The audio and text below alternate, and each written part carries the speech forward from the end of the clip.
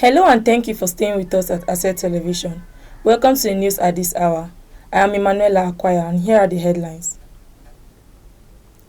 Bandits take over control of parts of Kano and Katsina states. Two lawmakers withdraw from Fabura's impeachment. China warns United States over interference in Iran's affair. Now the news in detail.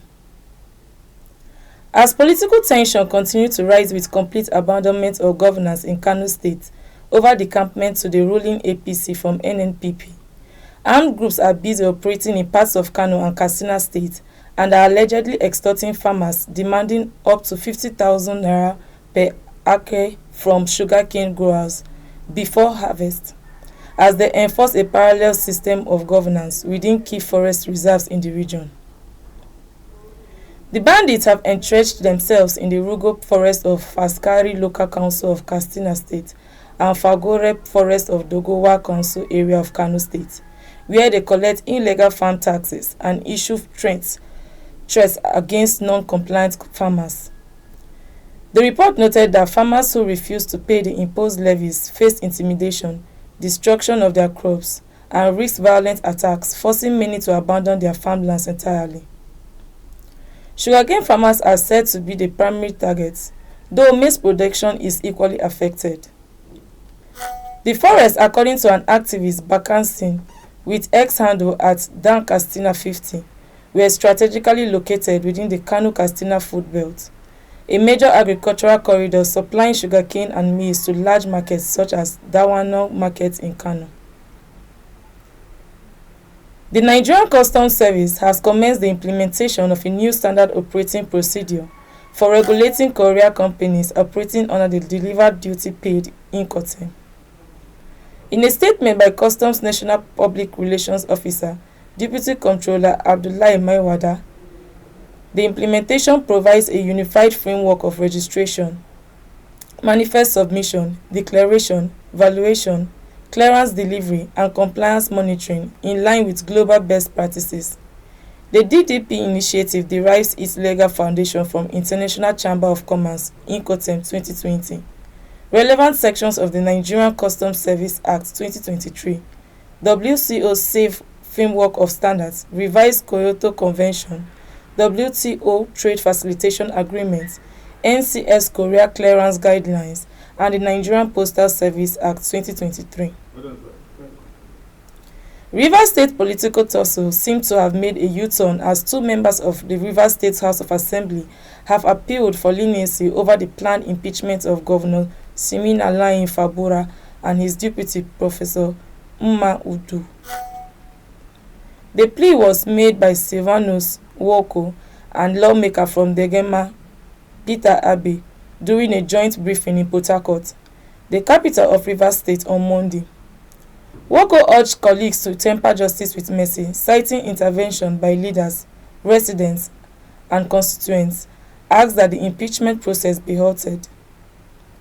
Abe also sued for peace, urging members to discontinue the process in spite of acknowledging constitutional infractions by the governor and his deputy. Both lawmakers were among the 26 members who unanimously endorsed the impeachment notice against Fabura and his deputy. Asset TV will be back after a short break.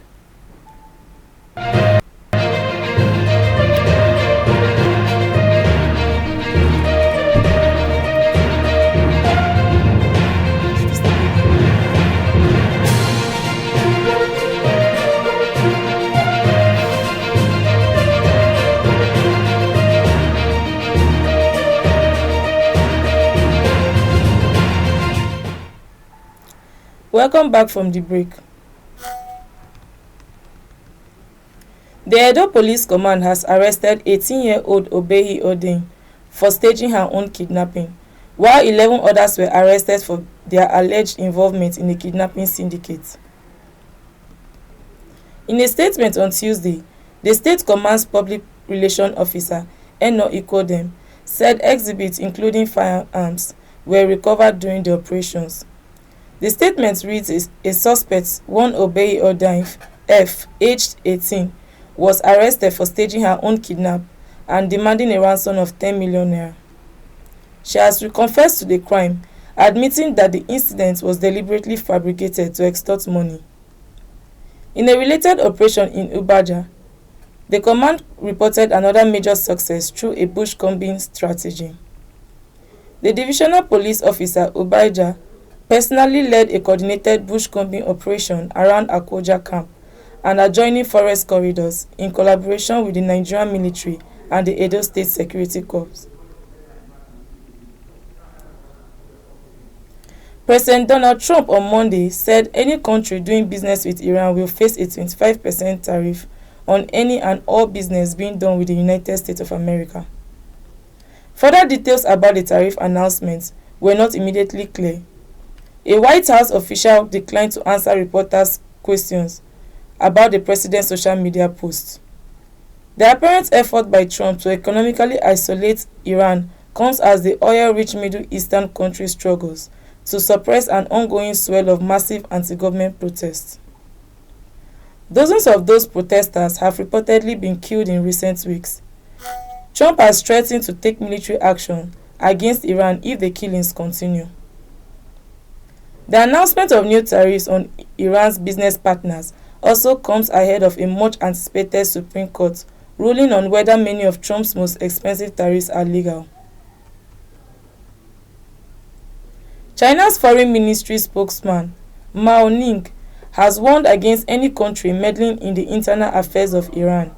He made a call on Monday in Beijing, stressing that China opposed interference in the internal affairs of other states. The call followed recent comments by the President of the United States, Donald Trump, suggesting possible intervention.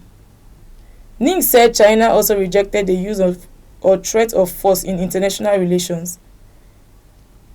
She expressed the hope that the Iranian government and its people would overcome the current challenges and maintain national stability, as China was closely monitoring developments in Iran. Ning added that there were no reports so far of Chinese citizens being injured or killed in the unrest. China and Iran have maintained close economic and strategic relations over the years, particularly in trade and energy cooperation, including the export of Iranian oil to China. And that is the size of our package at this hour. Do follow us on all our social media handles. On behalf of the news crew, I'm Emmanuel Akwaya.